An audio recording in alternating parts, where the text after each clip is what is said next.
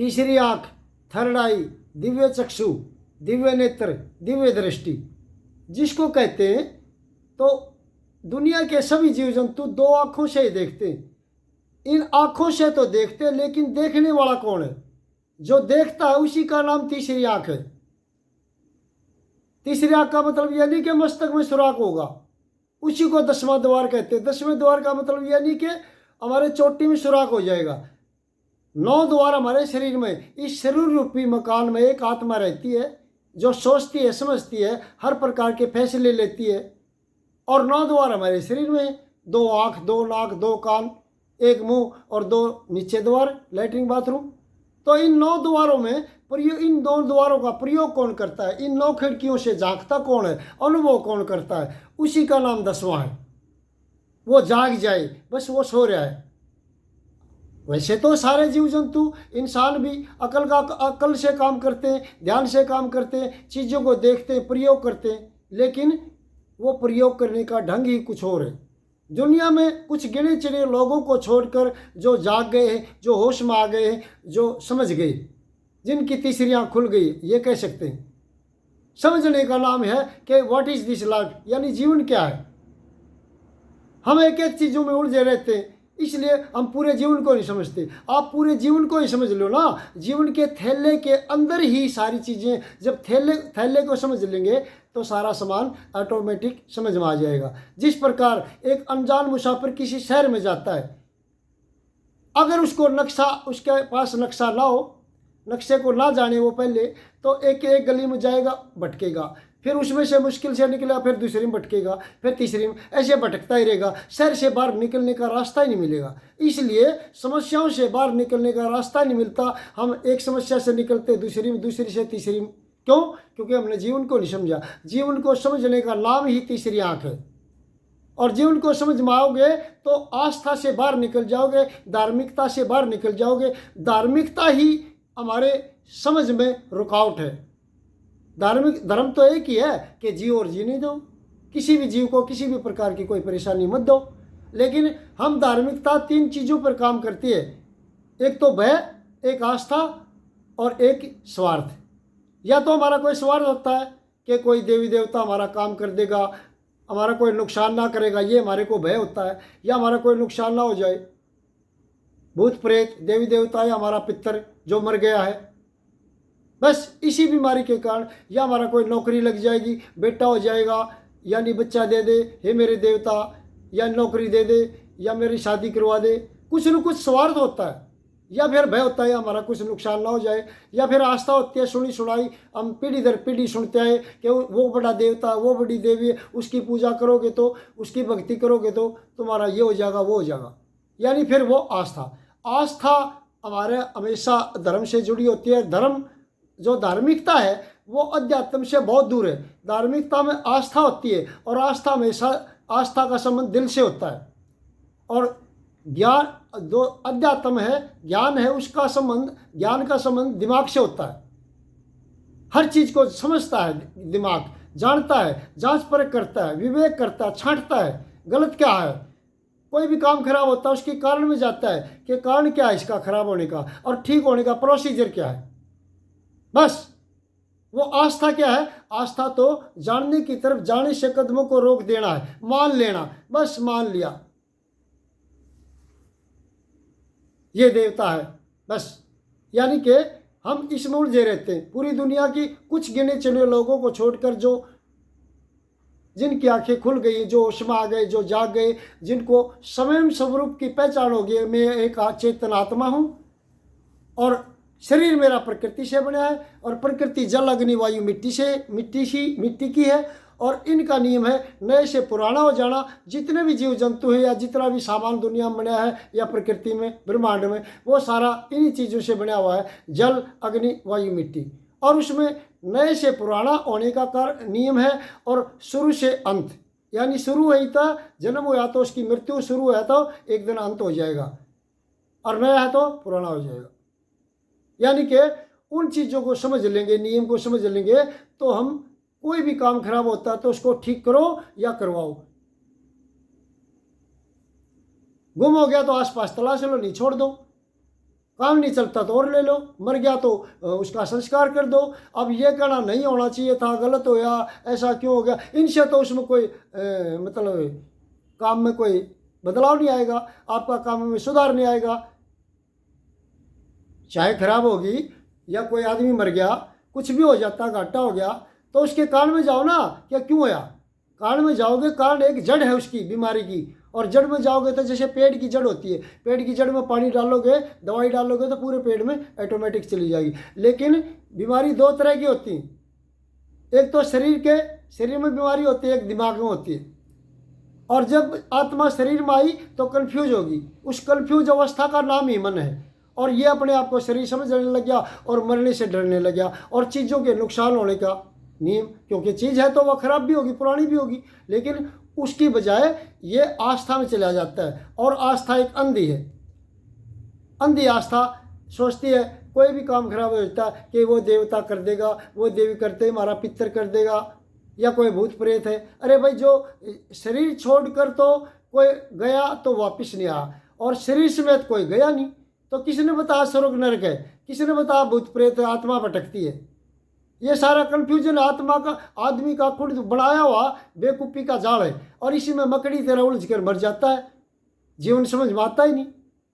जीवन समझ लो ना, अगर एक नक्शा लेके शहर में जाओगे तो एक एक गली में मतलब कहीं नहीं भटकोगे, लेकिन क्या करते हैं, अनजान मुसाफिर की तरह चले जाते हैं, एक गली से निकलते दूसरी गली में, इस तरह। अब जीवन को समझ लो, जीवन के सारी समस्याएं खत्म।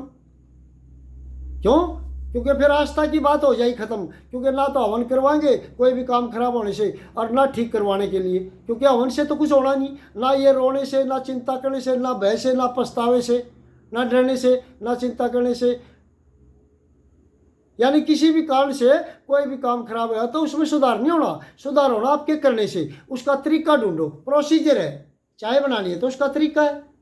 अब उस तरीके के अलावा आप हवन करो, यज्ञ करो, लोगों को बुलाओ, बदमाशों को बुलाओ, यानी कि जय जय करवाओ, आरती करो, घंटी बजाओ, पूजा करो, प्रसाद चढ़ाओ, कपड़े बांटो, तीर्थों पे जाओ, जल भर भर के ले आओ, स्नान करो, कुछ नहीं, चाय बननी नहीं, चाय बननी है तो तरीके से बनेगी। यानी तरीके का प्रयोग करना ही अकल का काम है। चीज़ों पर पर्दा नहीं है दुनिया में, पर्दा अकल पर है। उस अकल के ऊपर से पर्दा हट जाने का नाम तीसरी आँख खुल जाना है। यानी कि मस्तक में सुराग होगा या चोटी में सुराग हो जाएगा, ऐसा नहीं। अब एक चबूतरा है, एक मिस्त्री ने ईंटों का चबूतरा बना दिया तो लोग कहते हैं मजार है पीर पैगंबर की।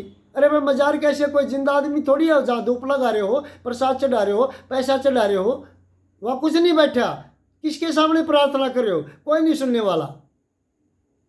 अगर मन मन में प्रार्थना करते हो, तुम्हारे अलावा कौन सुनता है, तुम ही सुनते हो, काम कौन करेगा, मुँह से बोलोगे तो कोई सुनेगा, कोई न कोई कर देगा, कोई नहीं सुनने वाला। यानी कोई जो सुनेगा वही करेगा, सुनते तुम हो, तुम ही करते हो। जैसे एक कुत्ते की आदत होती है, कुत्ता क्या करता है, सूखी हड्डी को उठा लेता है, भले वो 2 साल की हो, उसमें दांत मारता रहता है, आदत होती है कुत्ते की, दांत मारता रहता है। जब थक जाता है, मसूड़े मुलायम होते हैं, हड्डी टाइट होती है, मसूड़े से टकरा के वो फूट जाते हैं मसूड़े और खून लग जाता है। जब अलग होता है, हड्डी से दूर होता है, तो उसको एहसास होता है हो शायद इसमें से कुछ निकला है, और फिर वो खून लगा देख के फिर लग जाता है। इस जद्दोजहद में हमारी ज़िंदगी चली जाती है। निकलता कहाँ से है, हमारे अंदर से। जैसे कुत्ते के अंदर से ही खून निकला था, ना कि हड्डी के अंदर से। हमारे अंदर से ही वो आस्था जो हमारी प्रार्थना कबूल होती है, क्योंकि हम सच्ची आत्मा से वो बात करते हैं और मेहनत करते हैं। हम सोचते हैं कि सामने वाले देवी देवता ने कर दिया। फिर मूर्ति को मूर्ति के रूप में देखो। मूर्ति एक स्टैचू है, मूर्ति है। आप पुरानी समय की तो छोड़ दो, आप जिंदा व्यक्ति हैं, आपकी फ़ोटो से बात करेंगे, क्या कर देगा वो काम? क्या दवाई बता देगा, क्या रास्ता बता देगा? नहीं बताएगा। इसलिए काम जिंदे ने करना है। हर समय सरकार वर्तमान की होती है। जिस समय में जो लोग वर्तमान में रहे उन्हीं ने कुछ किया। आंख बंद करके किसी महात्मा ने आज तक दुनिया में, या किसी वैज्ञानिक ने, या किसी भी किसी ने भी आंख बंद करके या मंत्र पढ़ के आज तक सुई तक नहीं बनाई। बनाई है तो अकल और शरीर का प्रयोग करके ही बनाई। प्रकृति में चीजें मटेरियल है उसे उठा के बढ़ाई। मंत्रों से कुछ नहीं होता, होगा भी नहीं। बात है कि समझने की, जिसकी आंख खुल गई वो समझ से काम लेता है कि कोई भी काम खराब होता है इससे गुम होगी तो तलाश कर लो, टूट गई तो खराब होगी तो ठीक करो या करवाओ, मर गया तो ठीक है एक का संस्कार करो, क्योंकि उससे तो कुछ होना ही नहीं, उसका तो कोई इलाज ही नहीं काम चलता तो और ले लो। यानी कि उनके अगर जब तक आप जीवन को नहीं समझोगे, मैं आत्मा हूँ, एक शरीर है और प्रकृति का नियम क्या है, इसलिए जब तक ये नहीं समझोगे जब तक उलझे रहेंगे। और दुनिया में जितने धार्मिक लोग हैं, कुछ गिने चुने लोगों को सॉरी, सबकी यही हालत है। दुनिया में जितने भी जंगलों में रहते हो, कुछ न कुछ उनका दिमाग आस्था में रहता है। मुसलमान है, मजा वहाँ काबा में जाते, पत्थर को चूमते, चक्कर लगाते, फिर वहाँ एक शैतान बना रखा पत्थर का, वहाँ साथ में छोटे छोटे पत्थर पड़े, कहते इसको मारो भाई ये शैतान है। अरे पत्थर को पत्थर मारोगे क्या होगा, इसका मतलब तुम्हारा दिमाग भी पत्थर है। फिर कहते जलाओगे तो शरीर खत्म हो जाएगा, इसलिए दफना दो, शरीर रहेगा तो इसमें रूह आती रहती, आत्मा आती रहेगी, इसलिए वो मज़ारों पे फूल चढ़ाते हैं और जमजम का पानी लाते हैं वहाँ से सऊदी अरब से पानी कुएं सा कि ये अल्लाह ने पैदा किया था पानी, ऐसा कुछ नहीं होता। नदी को नदी के रूप में देखो, नदी नदी है उसको तीर्थ समझने लग जाते हैं, तालाब को तीर्थ समझने लग, कुएं को तीर्थ समझ के उनका पवित्र जल समझ के और घरों में डोते रहते हैं, बोझ लाते रहते हैं, पवित्र है पवित्र है। अरे पवित्र तो दिमाग है, अगर समझ जाए तो। पानी तो पानी है, पानी से कपड़ा धो लो, गाड़ी धो लो, यानी अपना शरीर को नहा लो, पी लो, वो काम कर सकता, पौधों में डाल दो। ये नहीं कि वो आपका कोई मतलब वो पवित्र है वो कुछ काम कर देगा, नहीं, कुछ नहीं होता, सिर्फ आपकी कन्फ्यूजता दूर हो जाए बस, इसी का नाम प्रकाश है। कन्फ्यूजता हमेशा अंधेरे में होती है। अब दो ही चीज़ें, या तो अंधेरा या प्रकाश, जहाँ अंधेरा होगा वहाँ प्रकाश नहीं होगा, और जहाँ प्रकाश होगा वहाँ अंधेरा नहीं होगा। जिस आदमी को सच्चाई का सही रास्ते का पता है वो गलत रास्ते पर जाएगा ही नहीं, और जिसको गलत रास्ते पर जो गया उसको इसका मतलब सही रास्ते का पता ही नहीं। जब सत्य का ज्ञान हो जाएगा, सच का पता चल जाएगा, तुम जाग जाओगे तो सोने वाले सपनों की बात करोगे ही नहीं, होश में आ जाओगे तो बेहोशी की नशे की बातें सारी छोड़ दोगे। जिस प्रकार एक फिल्म या नाटक में काम करता आदमी, उस समय वो जो होता है वो असल में नहीं होता, क्योंकि जो असली ज़िंदगी में होता है वो नहीं होता, और जो असली ज़िंदगी में होता है वो नाटक या फिल्म में नहीं होता। ये कन्फ्यूजता बनी रहती है। इस तरह से नदी को नदी के रूप में देखो, जो का तो देखो, मूर्ति को मूर्ति के रूप में जो का तो देखो। हम उसके मूर्ति के पीछे मूर्तियों में देवी देवता और भगवान ढूंढने लग जाते हैं। जो मर गया वो वापिस नहीं आया, और शरीर समेत कोई गया नहीं। फिर इसलिए मूर्ति को सिर्फ मूर्ति देखो, आपके सामने चीजें बिल्कुल क्लियर हैं, पर्दा आपकी अकल पर है, उस पर्दे को हटाओ जिसका नाम तीसरी आंख है। फिर देखो कि मूर्ति को सिर्फ मूर्ति देखो, जो का तो देखो, जैसी चीजें हैं उनको वैसी की वैसी देखो, उसके पीछे जाते। अरे सच्चाई आपके सामने, उसके पीछे जाओगे, सच के पीछे क्या होगा, झूठ। तालाब को तालाब के रूप में देखो, उसको हम तीर्थ स्थान कहने लग जाते हैं। नदी को नदी के रूप में देखो, उसको तीर्थ समझने लग जाते हैं। एक चबूतरा मिस्त्री ने बनाया ईंटों का जिंदे ने, उसको हम पीर मजार समझने लग जाते हैं, पीरों की सैयद की मजार। और आरती करते, कौन सुन लिया वहाँ आरती, कोई नहीं सुन लिया। आपकी पूजा पाठ आरती घंटी बजाते, कुछ नहीं करता, वहाँ कुछ होता ही नहीं, सुनने वाला नहीं, देखने वाला नहीं, होगा भी नहीं। जिंदगी भर बैठे रहो, काम करने से होते। मंदिर, मस्जिद, चर्च, ये क्या है, एक मकान तो है, वही मटेरियल मकान में लग गया। फिर उसको मकान के रूप में क्यों नहीं देखते, एक स्ट्रक्चर है, ढांचा है, एक मकान है, उसको मंदिर मस्जिद धार्मिक स्थान कहने लग जाते। धार्मिक नहीं है, धार्मिकता आपने बनाई है, क्योंकि आस्था आपकी है। आप अपनी आस्था के आधार पर पता नहीं किस चीज़ को पवित्र समझने लग जाते। जो पवित्र है, आत्मा है, जो चार दाग से न्यारी है, जो जलती नहीं, कटती नहीं, गलती नहीं, मरती नहीं, वो पवित्र है, उसको तो भूले हुए। और जो अपवित्र, जो नाशवान है, जो एक दिन खत्म हो जानी है, उनको असल समझ के उनके पीछे भागते रहते। ना किसी चीज़ से नफरत करो, न किसी चीज़ से गाढ़ा प्यार करो, क्योंकि ज़्यादा गाढ़ा प्यार करोगे वो भी दुखदाई होगी, क्योंकि वो बिछड़ेगी, वो गुम हो जाएगी, उसका कुछ नुकसान हो जाएगा, वो फिर परेशान करेगी। ज़्यादा नफरत करोगे तो दिमाग में 24 घंटे जलन रहेगी। कबीर साहब कहते हैं, न काऊ से दोस्ती न काऊ से बैर, कबीरा खड़े बाजार में सबकी मांगे खैर। यानी कि न किसी चीज़ को छोड़कर भागो और न किसी चीज़ के पीछे भागो। ऐसे न्यूट्रल पोजीशन का नाम है क्या चीज़ों को देखो। स्वार्थ का मतलब यह नहीं कि आप जीना छोड़ दो, जीने के लिए जितनी चीज़ें वो हमारे काम की, लेकिन उनका फिर प्रोसीजर है ना, उनके लिए तरीका है, तरीके से काम करो, वो आपके पास आपके सामने हो जाएंगी। आप बढ़ाओगे तो बन जाएंगी, काम करोगे तो हो जाएगा। अब हीटर का कहीं न कहीं से तार टूट गया, अब उसके लिए आरती करोगे, आपकी नज़र में नहीं है तो टूटा हुआ तो है, जहाँ सर्कल जुड़ेगा तभी चालू हो जाएगा। सर्कल कहीं ना कहीं टूट जाता है जब काम खराब होता है, तो उस सर्कल में देखना कि सर्कल में टूट, वो गैप है ना, जो टूट है, जो फॉल्ट है वो कहाँ है। जैसे एक बिजली का मिस्त्री चेक करता है, कहीं ना कहीं खराबी है भाई, आम आदमी की समझ में नहीं आता, कारी इलेक्ट्रीशियन को बुलाता है, भाई देखिए भाई, वो ढूंढता है। गाड़ी खराब होती है तो मिस्त्री ढूंढता है कि कमी कहाँ है। डॉक्टर भी बीमारी की जड़ ढूंढता है कि क्या, कितने दिन से क्या खाया था, कहाँ था, कितने दिन से दिक्कत है, उस काल में जाता है और इसलिए समस्या समाप्त हो जाती है।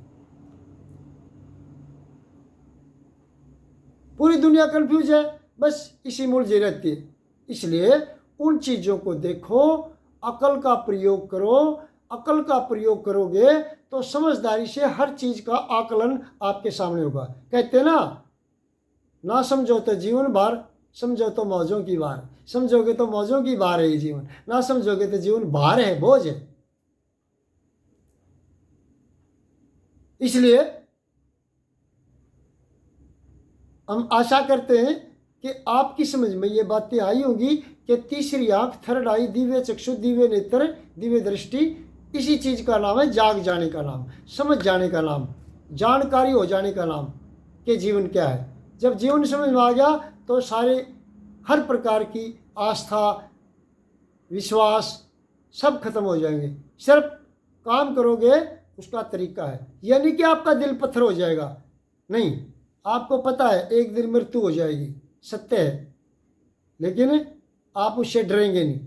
यानी कि मृत्यु के भय से कुछ मत करो, बस सुन हो जाओ, ऐसा नहीं है। यानी भय समाप्त हो जाएगा मृत्यु को समझने के बाद कि पता है ये तो होता है, आम बात है, ये कोई बड़ी बात है। इसलिए आप अपनी ज़रूरत का सामान जोड़ोगे और उसका प्रयोग करोगे, उसमें कोई बुराई नहीं, किसी की हेल्प भी कर सको, लेकिन कन्फ्यूजता में नहीं जाओगे। इसलिए कोशिश करें समझने की कि तीसरी आँख जाग जाने का नाम है।